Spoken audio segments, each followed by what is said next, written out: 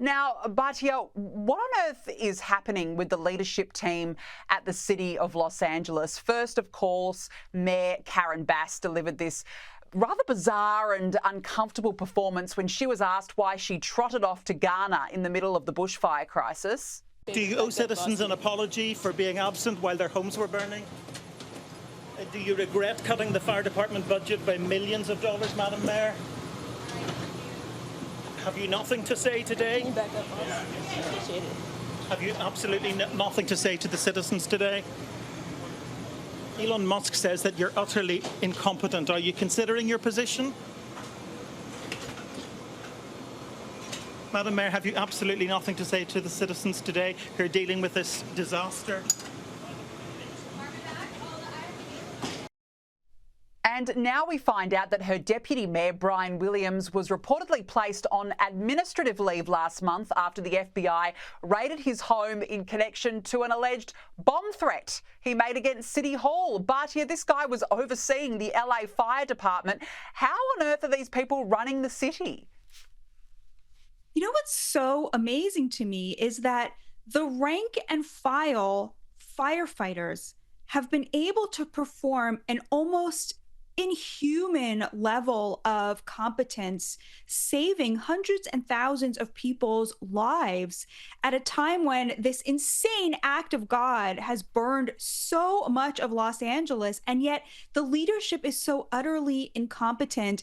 And I think it's not just on this front, right? California has become a symbol of the broken contract between Democratic leadership and the voters and the citizens who, on a host of issues, whether it's homelessness or crime or just a functioning city, they look to their leaders and they just see these empty suits like Karen Bass or, what is Gavin Newsom but a good haircut on top of a suit, right? I mean, there's just nothing happening there. And I really think that, it is both the case that anybody would have struggled with a disaster of this magnitude and the case that these two have come to represent in these moments just the absolute absence of Democratic leadership, especially in a place like California. Mm-hmm. Absolutely. People look for leadership during these times of crisis, and my heart goes out to them because there simply is no leadership right now. And speaking of, dozens of looters have been caught sneaking into ritzy neighbourhoods in LA following those wildfires. More than 40 people have since been named and shamed by the Santa Monica Police Department. Batya, how big of an issue is this now? Oh gosh, what a horrible, horrible thing to see in a moment that should be unifying. And I think really has been unifying because, of course, it looks to us that this was a tragedy that struck the very rich because so many movie stars have lost their homes. But there were a lot of working class and middle class neighborhoods that were also hit very, very hard. And there's been a lot of unity and coming together and people demanding better on behalf of each other and their fellow Americans and fellow Californians. And then to see something like this, isn't it just so heartbreaking that there are people who would take advantage of us in the weakest, most vulnerable moments? No, it's just absolutely awful to hear that this is happening. Now, let's move on now. We've got to talk about MSNBC.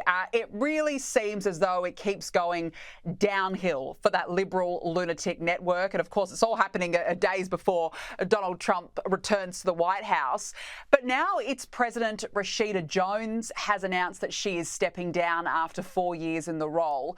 Batya, between the failing, the dismal ratings, the crazy hosts who are so desperate, a restructure, and now they've lost their boss, the question has to be asked, what does the future hold for MSNBC?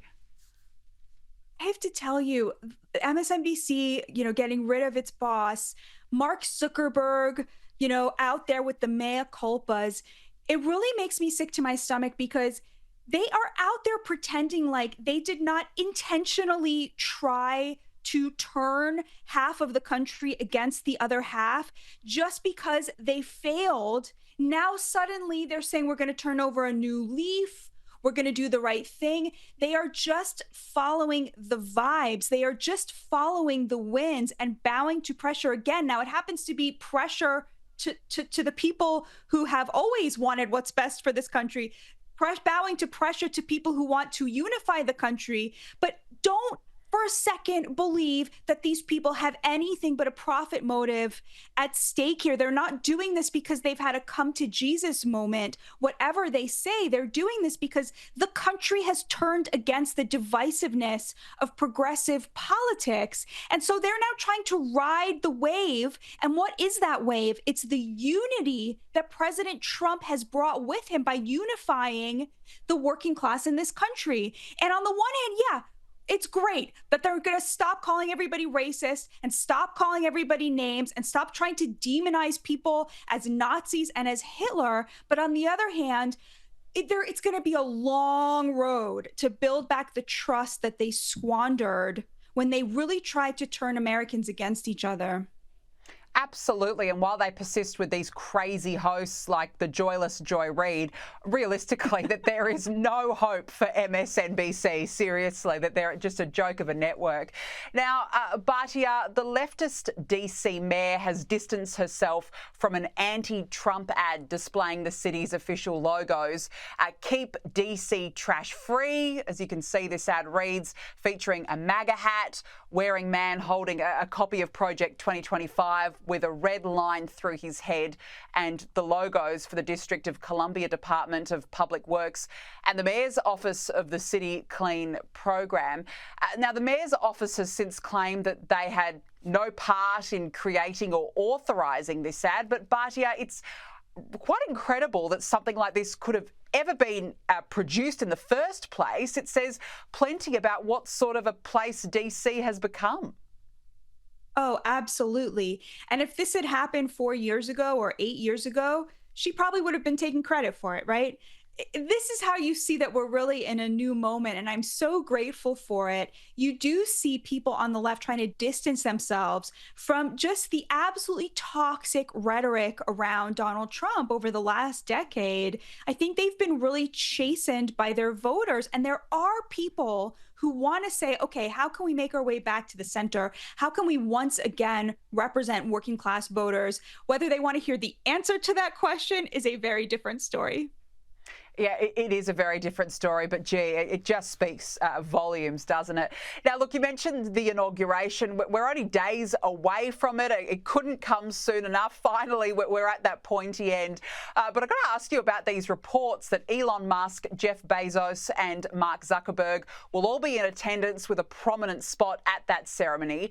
But, yeah, I mean, these tech CEOs, they've always really been rivals, but now they're all on the same side in a way. What does that suggest in your view? All right, I may be reading too much into this, but to me, this actually looks like a little bit of a downgrading of Elon Musk, who has, of course, been Donald Trump's, number two since he won the election. He's in every photo. He's next to him at Mar-a-Lago all the time. But at the inauguration, he's going to be seated along with every other tech titan who paid $1 million toward Trump's transition team. And I have to say, I feel relieved to see that because, of course, you have all of these people now bending the knee to Trump, trying to ingratiate themselves, people like Jeff Bezos and Zuckerberg, who were so anti-Trump for so long. But I am glad to see Elon Musk put back in his place. That is where he belongs. He has a very close relationship with China, like everybody in Silicon Valley is constantly bending the knee to China and to China's demands. And so I feel a little bit relieved to see him put back in the company of those others so that Donald Trump can make good on his promises to the American people in his real America First push on issues like immigration, which of course the MAGA movement and Elon Musk have been at loggerheads over, and also punishing China for all of the ways in which it continues to be our greatest adversary. That's a really good point. It's certainly putting them back in their place, that's for sure. Now, look, let's talk about TikTok, because there have been reports that Chinese officials were in preliminary talks about a potential option to sell TikTok's operations in the US to Elon Musk, should the app be unable to avoid an impending ban over there. TikTok has since dismissed that. Batya, what do you think could happen here? It's very interesting to me because there are over 170 million users in the US alone, many of whom who have built platforms and businesses. They're making money now from this app. It's so popular. If Elon Musk doesn't step in and buy it, is it really the end in the US? I think it might be. The Chinese have indicated that they would rather completely delete the app than sell it. I think it's very interesting if it does go to Elon Musk, what that says again about his relationship with China, because they would rather delete the app than allow an American to buy it, except Elon Musk, right? Which tells you a lot about that relationship with the CCP. But okay, they're denying it for now. They're not known for telling the truth. I do think that it could happen that TikTok will simply disappear from our phones. It presents a major national security risk. The Chinese are constantly stealing data off of people's phones. It's also very unhealthy for children. We know that there are kids who committed suicide because the algorithm on TikTok led them down that dark road.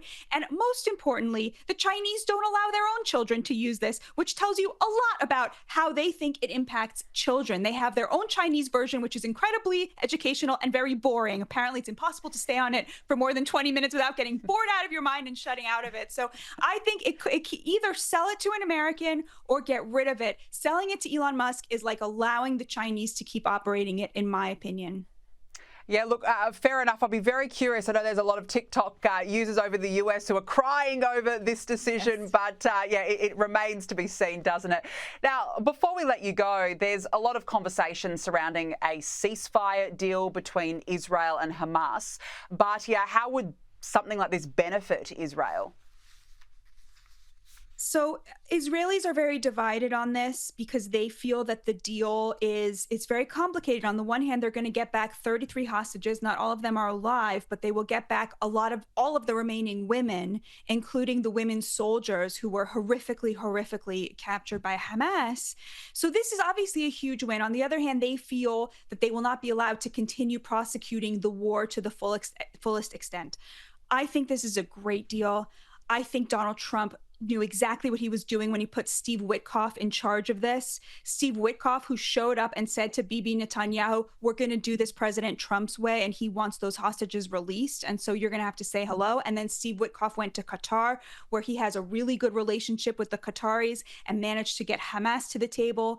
So I think, first of all, it's a great deal to see those girls home in the arms of their fathers and mothers. I cannot wait for the moment. I don't think Donald Trump is going to allow Israel to be in a weak position vis-a-vis Hamas. I think that he will reward them for doing this. And I think that this is an example of what we can expect from Donald Trump's foreign policy more broadly. He is the deal maker. He knows how to make the Middle East do what he thinks it should do. My friend Zed Jelani says Donald Trump is kind of like a Gulf Arab, you know? He sends his son-in-law and his, Orthodox Jews and, rich developers to go over there and push his interests and get a good deal. And, that's what he did. And he's not even president yet. There was one of the Arab officials in Doha gave an interview and he said Donald Trump, through Steve Witkoff, got more done in one conversation with Netanyahu than Biden did in the 2 years since October 7th. And I think that just speaks volumes. Thank God, Baruch Hashem, we are in a new era. And I truly hope that, all of those people come home, that the families whose hostages, family members who are hostages are dead, get their bodies so they can give them a proper burial. And this should never, ever happen again. Yeah, we all hope and pray for the same. Batya Ungar-Sargon, always really great to speak with you. Thank you so much for joining us on the show this evening.